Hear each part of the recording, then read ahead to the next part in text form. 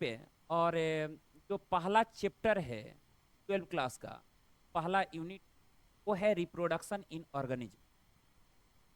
Reproduction in organism.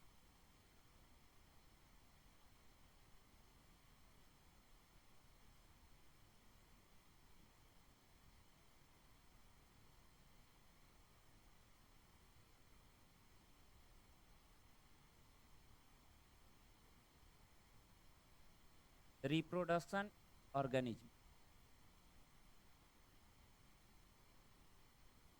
अर्थात जीवों में जनन।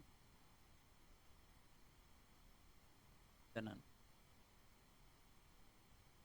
ये पहला चैप्टर है। और इस चैप्टर में हम लोग चार चैप्टर हम लोग इसमें हम लोग चार चैप्टर पढ़ेंगे। पहला होगा कि जनन के अंतर्गत रिप्रोडक्शन इन ऑर्गेनिज्म। दूसरा जो चैप्टर होगा वो होगा पुष्पी पादपों में लैंगिक जनन।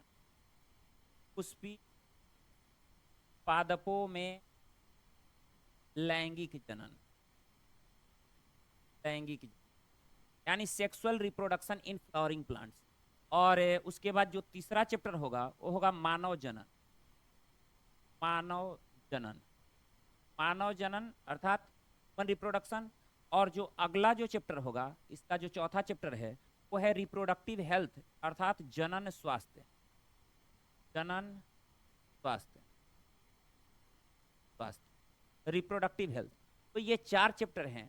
चार चैप्टर में आज पहला चैप्टर शुरू करेंगे और वो चैप्टर होगा जीवों में जनन। इसको हम लोग शुरू करेंगे। चलिए देखते हैं।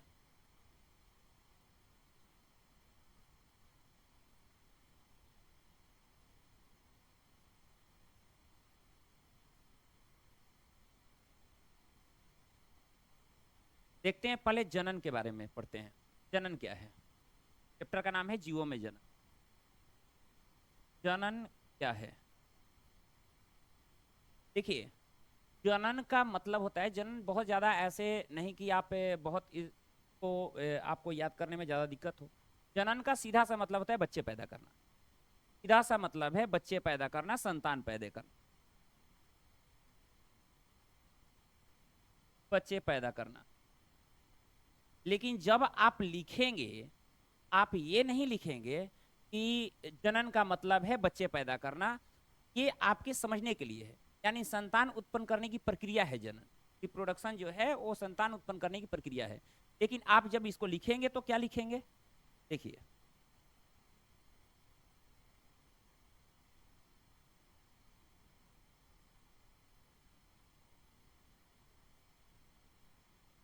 जनन एक जैविक प्रक्रिया है। जनन एक जैविक प्रक्रिया है। जैविक प्रक्रिया है पहला चीज। अगर कभी भी आप शुरू करेंगे तो पहले लिखेंगे जनन एक जैविक प्रक्रिया है जिसमें जिसमें प्रत्येक जीव प्रत्येक जीव अपने जैसे अपने जैसे संतान उत्पन्न करता है। संतान उत्पन्न करता है। अपने जैसे संतान उत्पन्न। ध्यान रखिएगा, जनन एक जैविक प्रक्रिया है। पहला चीज ये ध्यान रखना होगा, जनन एक जैविक प्रक्रिया है इसमें प्रत्येक जीव अपने जैसे संतान उत्पन्न करता है। मतलब अगर इंसान है तो इंसान पैदा करेगा, कुत्ता बिल्ली है तो कुत्ता बिल्ली पैदा करेगा। ये बात ध्यान रखिएगा, अपने जैसे संतान उत्पन्न करता है। ये प्रक्रिया जो कहलाती है वो जनन कहलाती है। अब जनन जरूरी है। आपके एनसीईआरटी में एक क्वेश्चन दिया हुआ है, जीवों के लिए जनन अनिवार्य क्यों है? ठीक है, जीवों के लिए जनन अनिवार्य क्यों है? तो एक बात जरा सोचिए, अगर कोई भी जीव हो अगर जनन नहीं करेंगे तो फिर उनकी जब मृत्यु होगी, क्योंकि प्रत्येक कोई जीव अमर नहीं है। और जो जीव जन्म लिए हैं वो मरेंगे। ये फिक्स है कि जो जीव जन्म लिए हैं वो मरेंगे। तो जीवों के जन्म से उसके मृत्यु तक का जो समय होता है उसको बोलते हैं जीवन अवधि। ठीक है, अगर मान लेते हैं कोई भी जीव जन्म लिए हैं तो उनकी मृत्यु होगी। जन्म लिए हैं कोई भी जीव, तो जन्म के बाद का विकास होता है। विकास होगा, ग्रोथ करेंगे, और ग्रोथ के बाद की मृत्यु होगी, प्राकृतिक मृत्यु। प्राकृतिक मृत्यु होगी, नेचुरल डेथ होगी। उसके जन्म से लेकर के और उनके प्राकृतिक मृत्यु तक का जो समय होगा, ये जो समय अवधि है, समय अवधि, जन्म से उनके प्राकृतिक मृत्यु तक का जो समय अवधि है, इसको बोलते हैं जीवन अवधि, को बोलते हैं जीवन अवधि। पूछता है जीवन अवधि क्या है, ठीक है। जनन क्यों अनिवार्य है इसको मैं बता रहा हूं, लेकिन इसको जानने से पहले यह जानना जरूरी है कि कोई भी जीव एक निश्चित समय तक ही जीवित रहते हैं और उस समय के बाद उनकी मृत्यु हो जाती है। तो जीवों के जन्म से लेकर उनके प्राकृतिक मृत्यु तक का जो समय होता है उसको बोलते हैं जीवन अवधि, ठीक है। लाइफ स्पैन इसको बोलते हैं, इंग्लिश में इसको बोलते हैं लाइफ स्पैन, ठीक है, जीवन अवधि। अब एक बात जरा सोचिए कि अगर जो जीव जन्म लिया है वो मरेगा, उसके जन्म से मृत्यु तक का समय है जीवन अवधि। आप एक बात सोचिए कि अगर मान लेते कोई एक कोशिकीय जीव है, ठीक है, एक कोशिकीय जीव की प्राकृतिक मृत्यु नहीं होती है।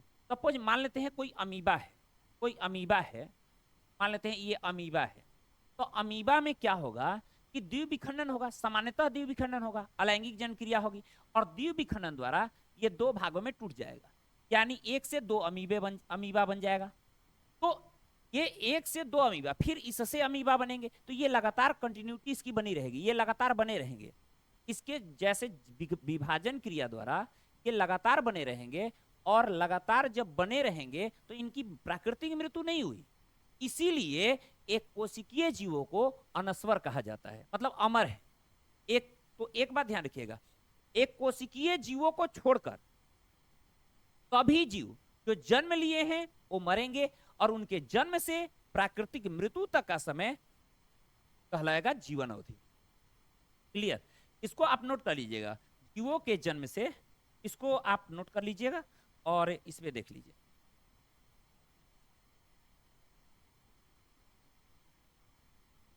आप लिखिएगा जीवन अवधि में,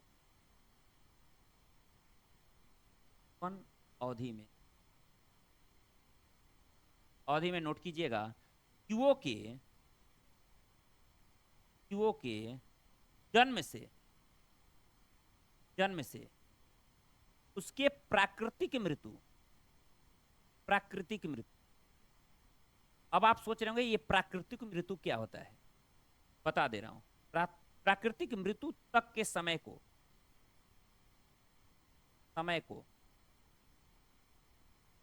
जीवन अवधि या जीवन काल कहा जाता है।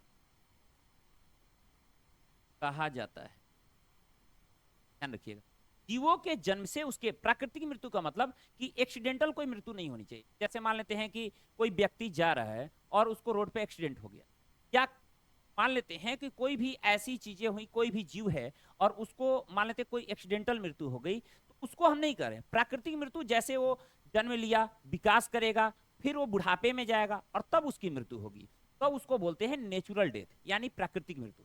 तो ध्यान रखिएगा, जैसे मान लेते हैं कोई भी जीव है, जैसे मनुष्य है, तो मनुष्य का नेचुरल डेथ ऐसे देखिएगा, एक्सीडेंटल डेथ तो कभी भी हो सकता है, 5 साल पे, 10 साल पे, 20 साल पे, 50 साल पे, कभी भी हो सकता है।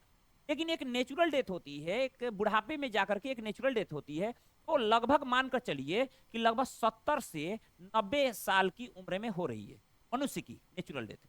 तो वैसे ही प्रत्येक जीवों की अपनी नेचुरल डेथ होती, ठीक है। और प्रत्येक जीव की जब अपनी नेचुरल डेथ होगी, उसका एक निश्चित समय अवधि है। ऐसा नहीं कि सभी जीव, मतलब कोई भी जीव हो, उसका जीवन अवधि एक निश्चित होती है और सबका अलग अलग होता है। ऐसा नहीं है कि सबका एक होगा। जैसे मनुष्य का 70 से 90 साल है, लेकिन मगरमच्छ का देखिए 60 साल है, कछुए का देखिए 100 से 150 साल है। तो ऐसे आपको एनसीईआरटी ने एक दिया हुआ है, एक खाका तैयार करके एक सारणी में दिया हुआ है, और उसमें दिया हुआ है कि प्रत्येक जीवों की जीवन अवधि क्या क्या होगी, ठीक है। उसको हम देख लेते हैं।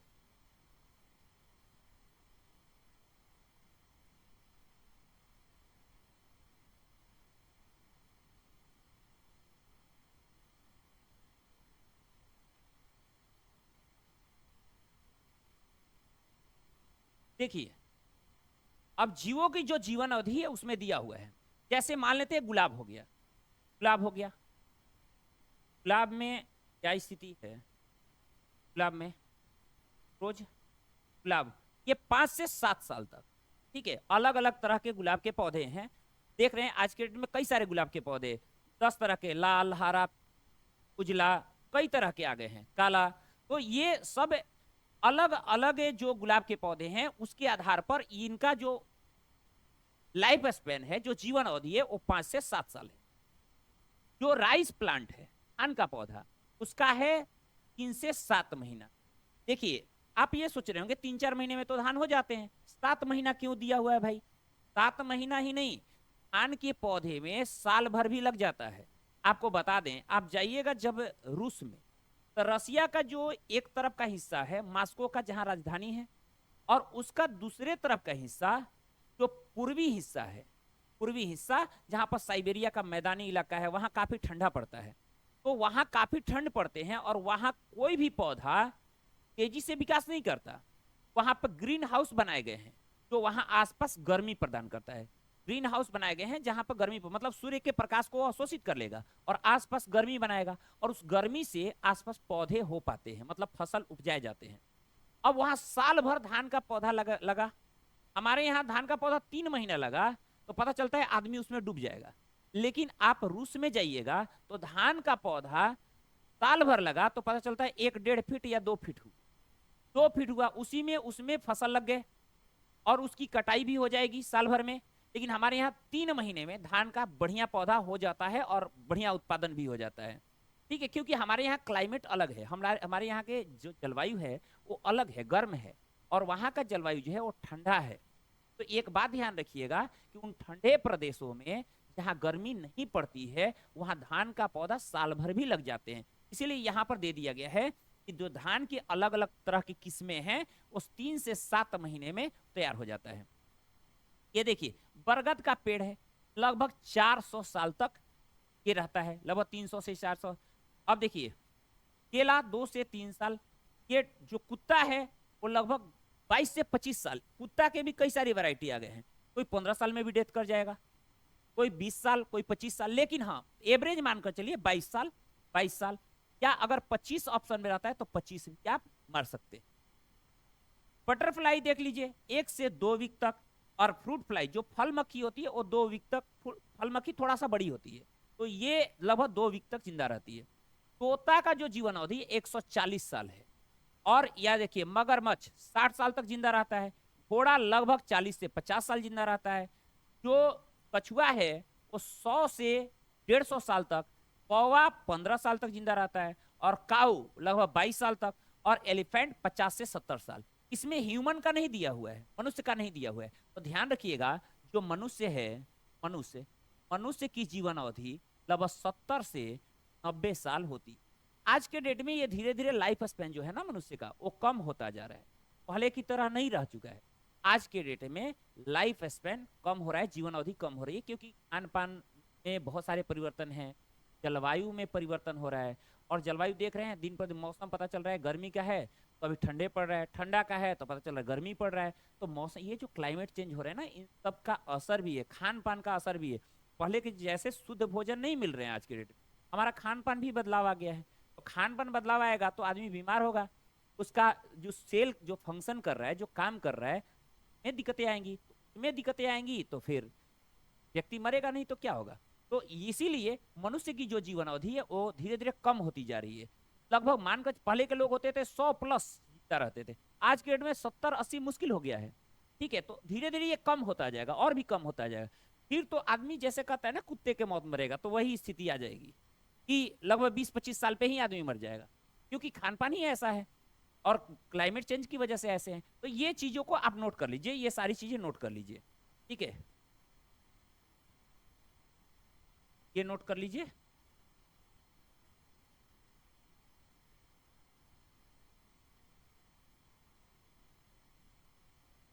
या इसका आपको हम पीडीएफ प्रोवाइड कर देंगे आप लोगों के लिए, ये सही रहेगा, ताकि आप प्रत्येक, तो ऐसे एनसीईआरटी ने इसको दिया हुआ है लेकिन कुछ कुछ चीजों को नहीं दिया हुआ है, आप पीडीएफ के माध्यम से उसको देख सकते हैं, ठीक है। अब देखिए तो लाइफ स्पेन देख लिए कि प्रत्येक जीवों की जीवन अवधि अलग अलग है। प्रत्येक जीव, जितने भी जीव हैं, सबकी जीवन अवधि अलग अलग है।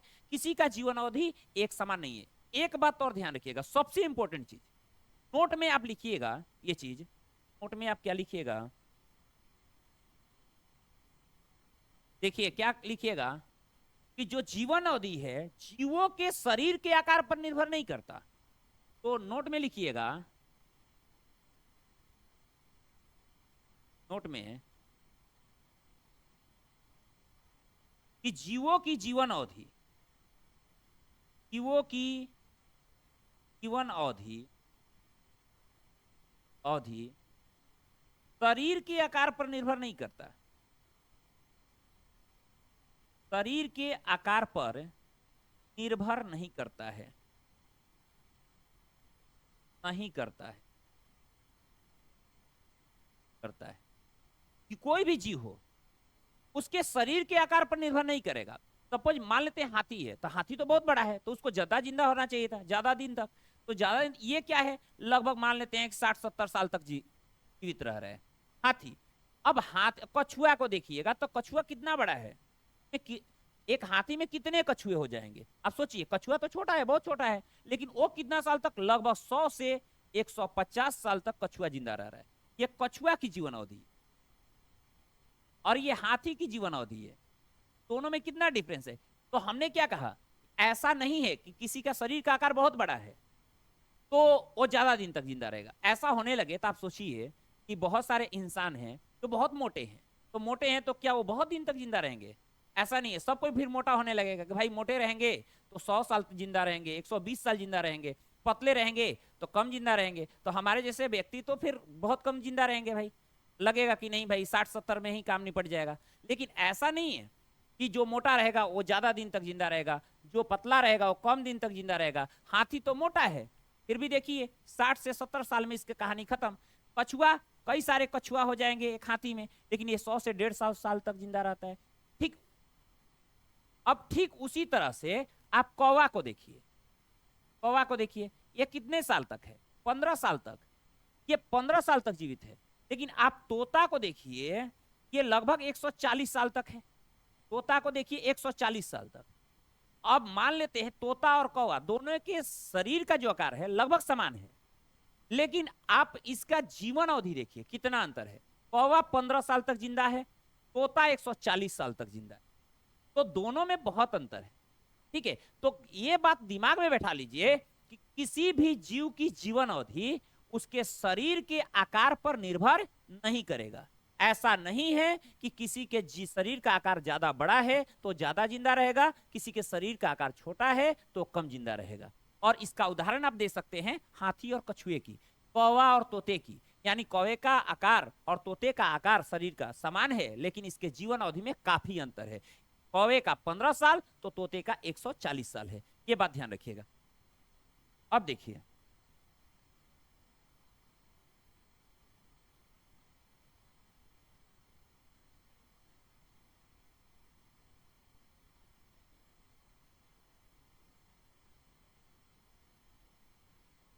अब बात आ गई, ये जीवन अवधि आप समझ गए कि प्रत्येक जीवों की जीवन अवधि के शरीर के आकार पर निर्भर नहीं करता, और प्रत्येक जीव एक निश्चित समय तक जिंदा रहते हैं।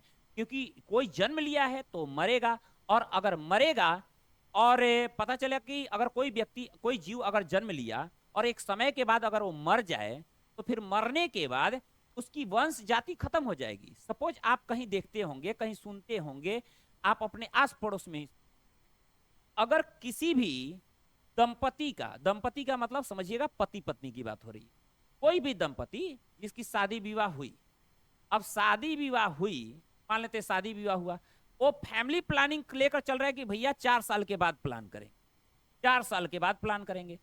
और आसपास के लोगों को टेंशन रह जाता है, खास करके आसपास के जो बूढ़ी माँ लोग होती हैं, दादी लोग उन लोगों को ज्यादा टेंशन, वो हमेशा ये चीज सुनने को रहती हैं कब खुशखबरी मिलेगा। अगर नहीं किसी का 8 साल तक 10 साल तक बच्चा नहीं हुआ, तो हमेशा ये चीज बोलेंगी कैसे वंश चलेगा, मतलब वंश कैसे चलेगा। मतलब आप वहां से ये चीज सोचिए, वो लोग जो कह रही हैं वो एनसीईआरटी भी कह रहा है। यानी अगर भी कोई भी जीव हो अगर वो बच्चे पैदा नहीं करेगा तो उसका वंश खत्म हो जाएगा, उसकी जाति खत्म हो जाएगी। समझ रहे हैं ना? पृथ्वी पर वो पॉपुलेशन ही, अगर सपोज मान लेते हैं कि अगर जनन नहीं होता तो ना तो आप होते ना हम होते, क्योंकि एक पीढ़ी से दूसरा पीढ़ी जो आगे बढ़ता है वो जनन के माध्यम से बढ़ता है। इस पृथ्वी पर जो जनसंख्या बना हुआ है किसी भी जीव का, वो जनन के माध्यम से। अगर जनन नहीं होगा तो फिर उसकी वंश, उसकी जाति खत्म हो जाएगी। जनन को मैंने डिफाइन किया था, लेकिन जो क्वेश्चन था आप लोग को हम बोले थे कि एनसीईआरटी ने क्वेश्चन दिया है, दिया क्या है, जीवों के लिए, जीवों के लिए जनन अनिवार्य क्यों है, अनिवार्य क्यों है, ये क्वेश्चन दिया हुआ है। अब आप सोचिए, ये क्वेश्चन 2 नंबर का है, तो आप क्या लिखिएगा इस क्वेश्चन को? अभी मैंने बताया, इस चीज को ध्यान रखिएगा कि अगर कोई दंपति अगर बच्चे को जन्म नहीं कराता, 2 4 8 साल हो जाते हैं, तो क्या कहा जाता है कि भाई इसका वंश कैसे आगे बढ़ेगा, मतलब अगर उसके बच्चे नहीं होंगे तो उसकी वंश खत्म हो जाएगी। तो सीधा सा बात है, आप लिखिएगा जीवों के लिए जनन अनिवार्य है, क्योंकि नंबर फर्स्ट, नंबर फर्स्ट में क्या लिखिएगा, उसके वंश, वंश एवं जाति को बनाए रखने के,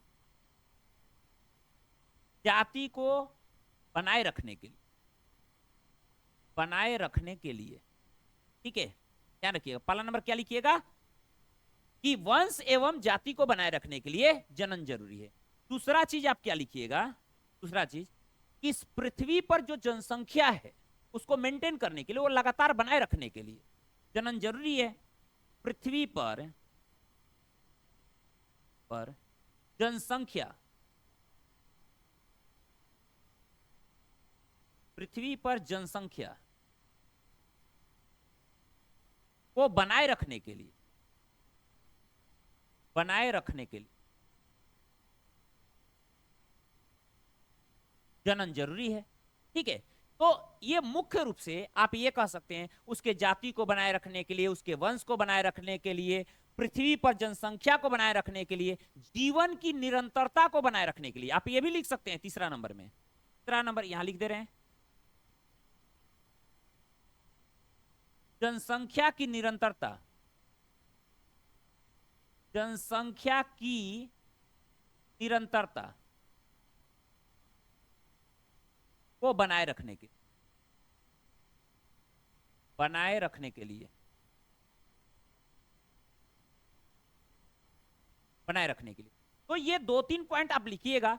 पहले ये लिखिएगा, अगर क्वेश्चन आ गया जीवों के लिए जनन अनिवार्य क्यों है, तो आप क्या लिखिएगा, जीवों के लिए जनन अनिवार्य है क्योंकि, नंबर फर्स्ट क्योंकि लिख करके एरो का चिन्ह, उसके बाद नंबर फर्स्ट वंश एवं जाति को बनाए रखने के लिए, दूसरा पृथ्वी पर जनसंख्या को बनाए रखने के लिए, तीसरा जनसंख्या की निरंतरता को बनाए रखने के लिए जनन जरूरी है, जनन आवश्यक है, ठीक है। ये 2 नंबर का क्वेश्चन होगा, आप 2 पॉइंट भी लिखेंगे तो आपको पूरे मार्क्स मिल जाएंगे, ठीक है। अब आगे देखते हैं,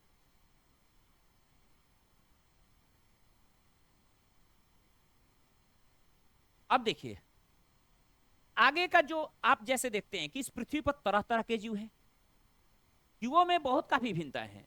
जैसे मान लेते हैं कोई एक कोशिकीय जीव है, कोई बहुकोशिकीय जीव है, ठीक है। जैसे मान लेते हैं कोई बैक्टीरिया हो गया, या वायरस हो गया, या कोई प्रोटोजोआ वर्ग का जीव है, चाहे बहुत सारे पादप हैं, पेड़ पौधे, जंतु वर्ग में बहुत सारे उच्च वर्गीय जंतु हैं, कुछ जलीय जीव भी हैं, जलीय पादप, जलीय जंतु जो जल में रहते हैं, समुद्र में रहते हैं। आप जरा सोचिए, जैसे पृथ्वी पर हम लोग हैं ना, वैसे ही महासागर के अंदर भी जीव रहते हैं, मनुष्य नहीं रह रहे, तरह तरह के पौधे रहते हैं, तरह तरह के जंतु रहते हैं, काफी विविधताएं हैं, ठीक है। वहां भी आपको पहाड़ टाइप से, पर्वत टाइप से, पठार टाइप से मिलेगा। वहां पर ऐसे पहाड़ टाइप से मिलेगा कि कहीं मान लेते हैं समुद्र है, बीच में ऐसे उठा हुआ ऐसे, इसको कटक बोलते हैं, ये सब ऐसे कटक मिल जाएंगे, ठीक है। तो कहने का मतलब ये है कि आप अगर देखें तो तरह तरह के जीव जंतु हमारे पृथ्वी पर पाए जाते हैं। सबका शारीरिक संरचना अलग अलग है, का शारीरिक संरचना अलग अलग है, और उनके शरीर का जैसे विभिन्न प्रकार की जो क्रियाएं हो रही हैं, वो भी, उसमें भी अंतर है, अलग अलग उनका आवास है। आवास के साथ साथ वो अलग अलग खान पान भी है। ठीक है, तो इस आधार पर जनन को दो भागों में बांटा जाता है, ध्यान रखिए।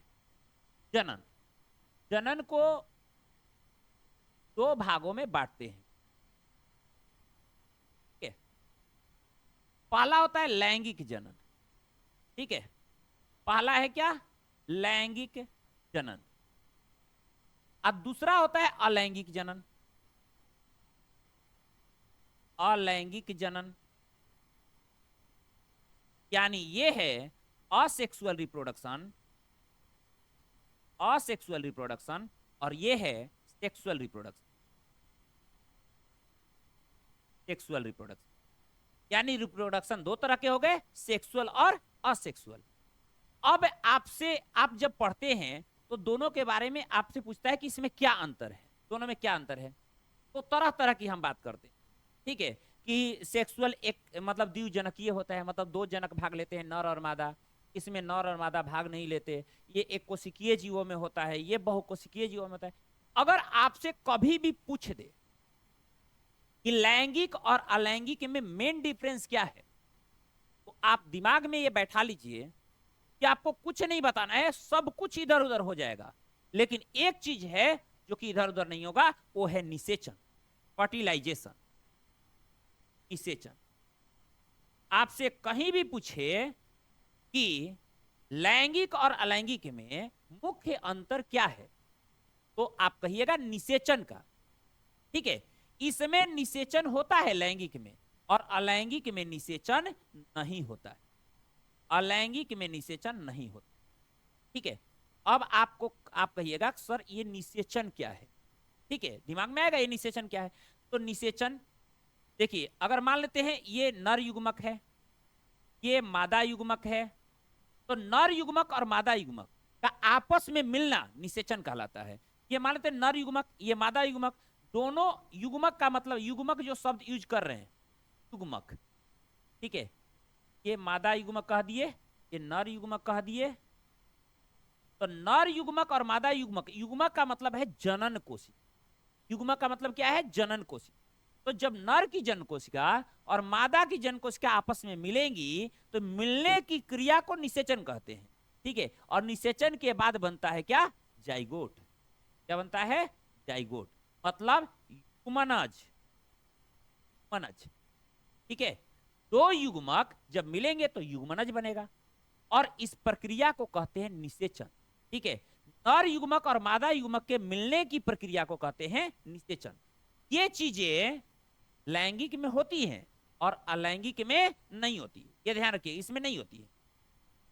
तो हमने क्या कहा कि जब आपसे कोई पूछे कि लैंगिक जनन और अलैंगिक जनन में मुख्य अंतर क्या है, आप कहिएगा कि लैंगिक जनन और अलैंगिक जनन में मुख्य अंतर निषेचन का है। यानी लैंगिक जनन में निषेचन होता है और अलैंगिक जनन में निषेचन नहीं होता है, ये मुख्य अंतर है। अब देखिए अगला अंतर क्या कह सकते हैं। अगला अंतर, जब निषेचन हो रहा है बच्चों तो युग्मक का निर्माण होगा, क्योंकि युग्मक रहेगा तभी ना निषेचन होगा। अगर मान लीजिए युग्मके ना रहे, जनन कोशिका बनबे ना करे, तो निषेचन कैसे होगा? निषेचन के लिए जनन कोशिका का होना जरूरी है। तो इसका मतलब इसमें जनन कोशिकाएं बनती हैं, जनन कोशिका बनती है, बनती है, जनन कोशिका का निर्माण होता है, 100% होगा। अब देखिए अलैंगिक जनन में जनन कोशिका बन भी सकती है, नहीं भी बन सकती है। मान लेते हैं कोई जीव है जिसमें जनन कोशिका बन रहा है लेकिन फिर भी उसमें निषेचन नहीं हो रहा है।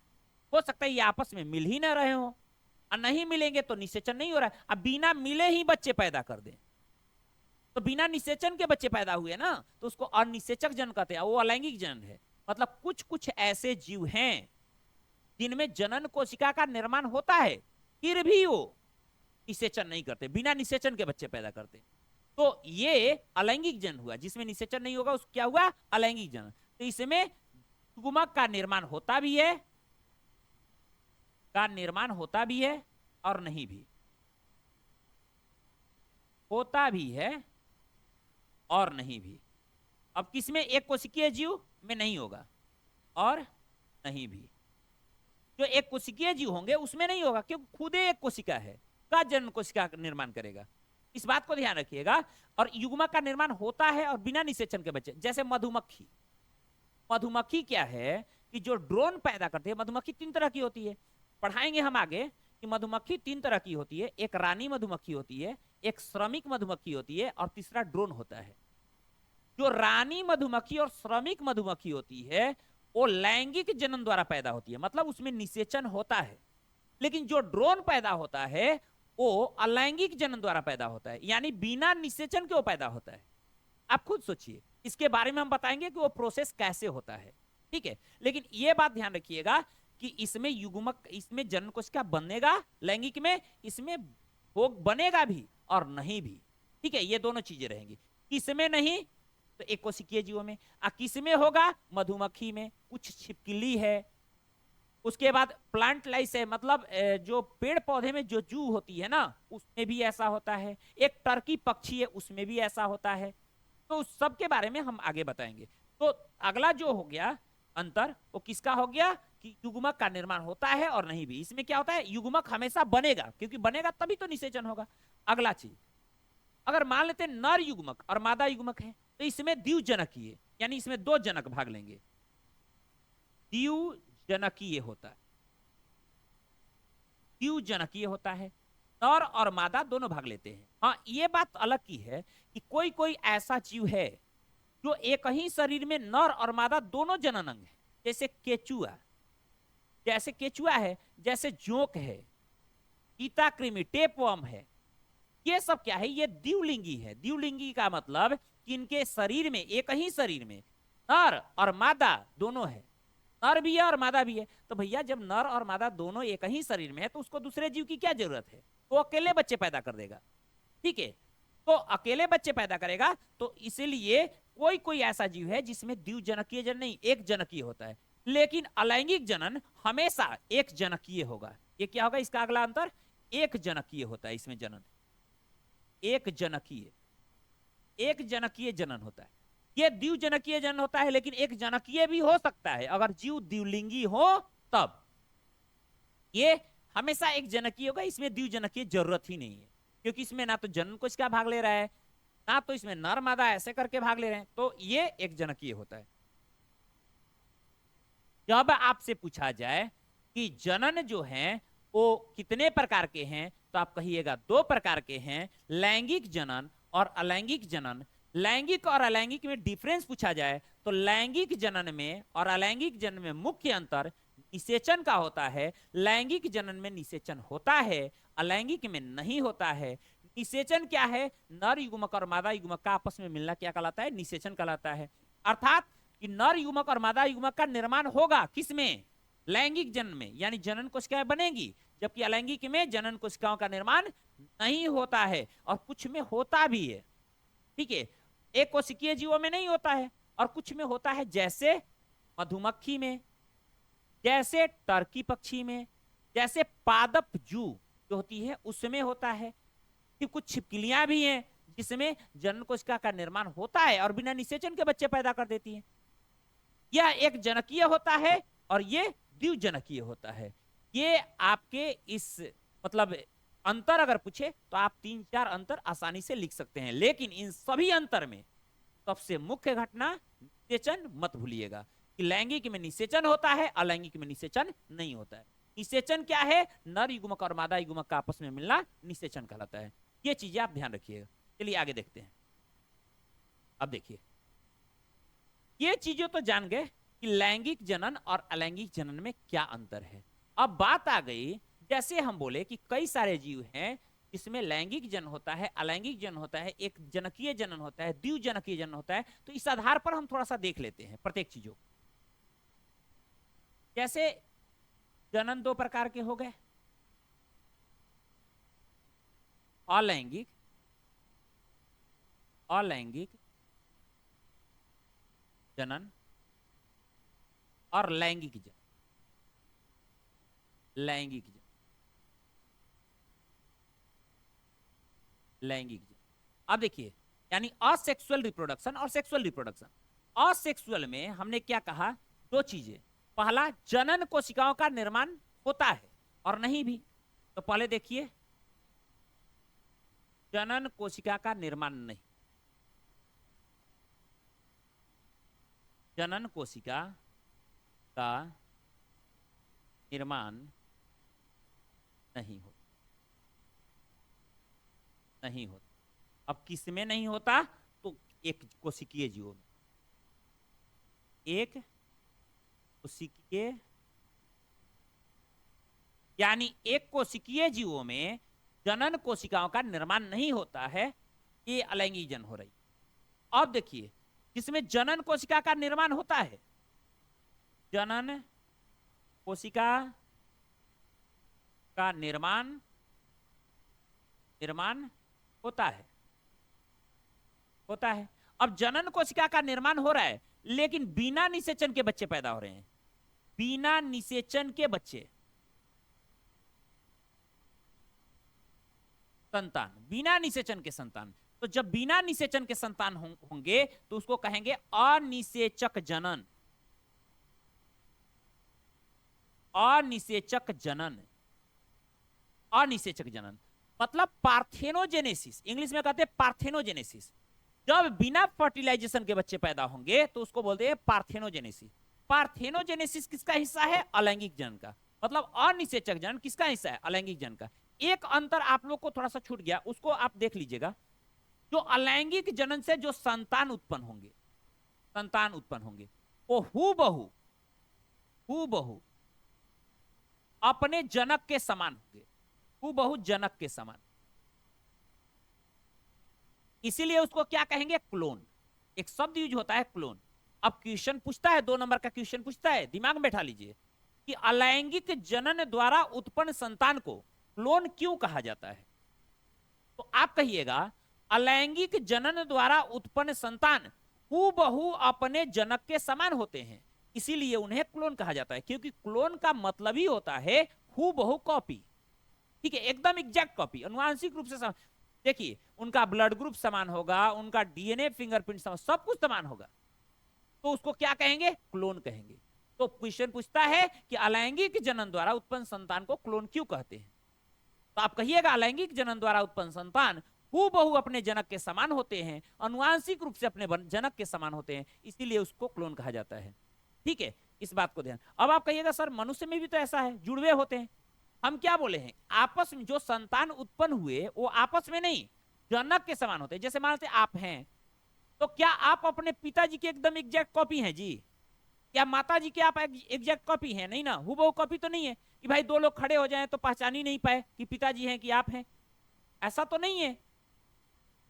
वो अंतर होता है, विविधता होती है। लेकिन अलैंगिक जनन में जो संतान उत्पन्न होते हैं वो हूबहू समान होते हैं, इसलिए उसको क्या कहा जाता है? क्लोन कहा जाता है। ये बात ध्यान रखिएगा।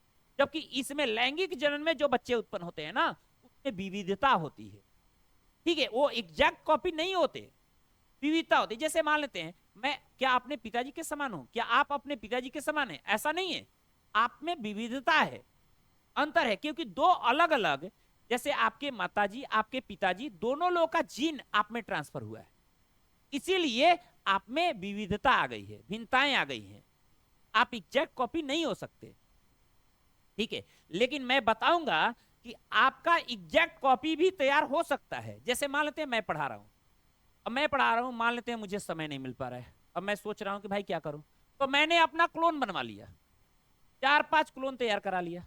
अब क्लोन क्लास ले रहा है, एक क्लास ले रहा है, एक दूसरे जगह अपना जो काम है वो कर रहा है, एक घूम रहा है, एक घर पे सोया हुआ है, मैं आराम कर रहा हूं, हमको टेंशन नहीं है क्योंकि क्लोन काम कर रहा है। ऐसा हो सकता है, लेकिन भारत सरकार ने या वर्ल्ड में इस मानव के क्लोनिंग पर बैन लगाया गया है। फिर भी मैं आप लोगों को बताऊंगा कि एक इंसान का क्लोन कैसे बन सकता है, ठीक है। जैसे मानते आपको पढ़ने का मन नहीं कर रहा है, आप सोचे क्लोन बनवा करके बैठा देते हैं क्लास में, एकदम आपका हूबहू कॉपी होगा आपकी तरह, कोई भी नहीं ना, हम ही नहीं पहचान पाएंगे कि कौन है। तो ऐसा हो सकता है, और कैसे हो सकता है ये मैं बताऊंगा। लेकिन हाँ, यहां ध्यान रखिएगा, अलैंगिक जनन से उत्पन्न संतान हूबहू अपने जनक के समान होते हैं, इसीलिए उसको क्या कहा जाता है? क्लोन कहा जाता है। ये ध्यान रखिएगा। यहां ध्यान रखिए कि जनन कोशिका का निर्माण नहीं होता है, किसमें नहीं होता है? एक कोशिकीय जीवों में। और जनन कोशिका का निर्माण होता है, ये फिर भी बिना निषेचन के संतान उत्पन्न करते हैं, इसीलिए उसको क्या कहते हैं? अनिषेचक जनन। अब लैंगिक जनन में देखिए, लैंगिक जनन में क्या स्थिति है, हमने बोला कि ये एक जनकीय और द्विजनकीय दोनों हो सकता है। इस आधार पर देखिए, तो हमने पहले कहा था कि अगर मान लेते हैं कोई जीव एक लिंगी है, एक लिंगी का मतलब या तो उसमें नर का जनन अंग है, नहीं तो मादा का जनन अंग है, या तो नर होगा नहीं तो मादा, वो है एक लिंगी। जैसे मनुष्य क्या है, एक लिंगी है, या तो आप नर हो सकते हैं और नहीं तो मादा हो सकते हैं, दोनों तो हो नहीं सकते। ऐसे कुछ कुछ मनुष्य हैं, हजारों करोड़ों में एक दो मिल जाएंगे जो नर और मादा दोनों होंगे। अब नर मादा हम कह रहे हैं तो ये मत सोचिएगा कि हम ट्रांसजेंडर की बात करें, ट्रांसजेंडर नहीं, ट्रांसजेंडर तो नर है ना मादा है, तो हम उसकी बात नहीं कर रहे हैं। लेकिन कुछ ऐसे मिलेंगे, उसके बारे में हम आगे के आप क्लास में आपको लोगों को बता देंगे कि वो कैसे होते हैं। ट्रांसजेंडर अलग होता है, गे अलग होता है, लेस्बियन अलग, ट्रांसजेंडर अलग, बाइसेक्सुअल अलग, इंटरसेक्सुअल अलग, ये एक ग्रुप है जिसको हम कहते हैं LGBTIQ। ठीक है, लेस्बियन, गे, बाइसेक्सुअल, ट्रांसजेंडर, इंटरसेक्सुअल और क्योर, ये ग्रुप है। ठीक है, तो इसके बारे में हम बताएंगे आगे क्लास में। अभी यहां पर देख लीजिए कि अगर कोई जीव एक लिंगी है, जैसे मनुष्य है, तो एक लिंगी जीव होगा, तो एक बात ध्यान रखिएगा, अगर कोई जीव एक लिंगी हो तो एक लिंगी जीवों में हमेशा नर और मादा दोनों भाग लेंगे, यानी उसमें क्या होगा, द्विजनकीय जनन होगा, द्विजनकीय जनन होगा, यानी नर और मादा दोनों भाग लेंगे। क्योंकि नर और मादा अलग अलग हैं तो दोनों भाग लेंगे तभी तो निषेचन होगा, और निषेचन लैंगिक जन्म में होता ही है। तो ध्यान रखिएगा, जैसे क्या हो सकता है, मनुष्य, मनुष्य हो सकता है, कुत्ता बिल्ली हो सकता है, कुत्ता बिल्ली हो सकता है, बहुत सारे ऐसे जीव हैं जो एक लिंगी होंगे ना, उन सब में द्विजनकीय जनन होगा। दूसरा चीज एक जनकीय जनन,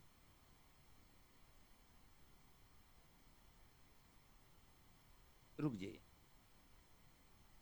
इसको हम यहां दिए हैं एक लिंगी। अब दूसरा जीव हो गया द्विलिंगी, द्विलिंगी। तो जो द्विलिंगी होते हैं वो दो तरह के उसमें जनन हो सकते हैं, एक तो एक जनकीय जनन होगा, एक जनकीय, और दूसरा द्विजनकीय। एक जनकीय और द्विजनकीय, जब जीव द्विलिंगी है मतलब नर और मादा का जनन एक ही शरीर में है, ठीक है, तो जब एक ही शरीर में है तो अपने आप निषेचन हो जाएगा ना। मान लेते एक कोई जीव है, यहां नर जन कोशिका बन रही है, यहां मादा जन कोशिका बन रही है, तो आपस में निषेचन हो जाएगा, इसको दूसरे जीव की जरूरत नहीं होगी। और जब आपस में निषेचन हो जाएगा तो निषेचन करके अपने आप बच्चे पैदा कर देगा, इसको दूसरे जीव की जरूरत नहीं है। तो ये एक जनकीय जनन हुआ, एक जनकीय जनन। द्विलिंगी जीव है, एक जनकीय जनन होगा। जैसे आप टेप वर्म को देख लीजिए, टेप वर्म, इसको हिंदी में बोलते हैं फीता कृमि। ठीक है, फीता कृमि इंसान में या सुअर में पाया जाता है, शरीर में, शरीर के ऊपर। ये जो है फीता कृमि, ये एक जनकीय जनन करता है। लेकिन आप जरा सोचिए, केचुआ जो है, केचुआ, केचुआ को देखिए, केचुआ क्या करता है, केचुआ भी है द्विलिंगी। मतलब मान लेते हैं ये केचुआ हो गया एगो, इसमें यहां पर नर जन कोशिका बन रहा है और यहां पर बन रहा है मादा जन कोशिका, यहां बन रहा है मादा जन कोशिका, दोनों बन रहा है।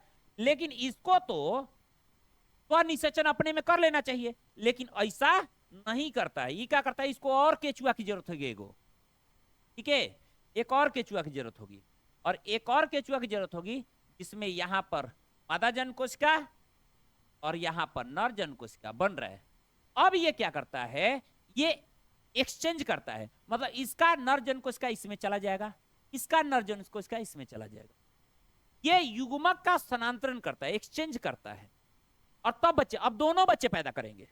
ठीक है, ये स्वनिषेचन होना चाहिए था लेकिन होता नहीं है केचुआ में। केचुआ द्विलिंगी होने के बावजूद भी द्विजनकीय जनन करता है। कोई पूछेगा कैसे, तो आप ये बताइएगा कि यह युग्मकों का स्थानांतरण करता है। ठीक है, तो ध्यान रखिएगा, द्विजनकीय जनन किसमें हो रहा है, केचुआ में। केचुआ में क्या हो रहा है, द्विजनकीय जनन। क्यों हो रहा है, ये द्विलिंगी है फिर भी क्यों हो रहा है, क्योंकि ये युग्मकों का स्थानांतर, एक दूसरे को स्थानांतरित करता है।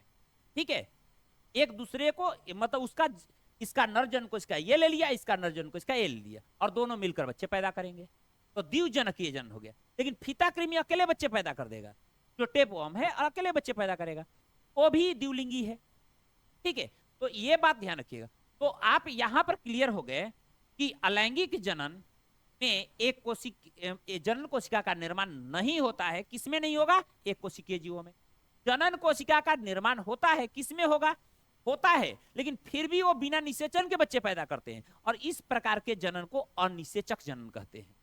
लैंगिक जनन में हमने देखा कि ये एक लिंगी और द्विलिंगी दोनों प्रकार के जीव हैं। एक लिंगी का मतलब जिसके शरीर में एक ही जनन अंग हो, एक शरीर में एक ही जनन अंग, या तो नर होगा नहीं तो मादा, तो वो नर और मादा उसमें दोनों भाग लेंगे, तो द्विजनकीय जनन करेगा, यानी मनुष्य, कुत्ता और बिल्ली। वहीं द्विलिंगी जीव हैं, तो द्विलिंगी उसके शरीर में नर और मादा दोनों है, तो अकेले बच्चे पैदा कर लेगा, तो वैसे जन को एक जनकीय जनन कहेंगे, जैसे टेपवर्म में, फीता कृमि में। लेकिन द्विलिंगी जीव भी द्विजनकीय जनन करते हैं, जैसे केचुआ। अब यहां पर आपको डाउट में डाल देगा, ये है टेपवर्म, ये है अर्थवर्म। अर्थवर्म में क्या हो रहा है? टू पेरेंटल सेक्स रिप्रोडक्शन, और टेपवर्म में क्या हो रहा है? Single parent reproduction.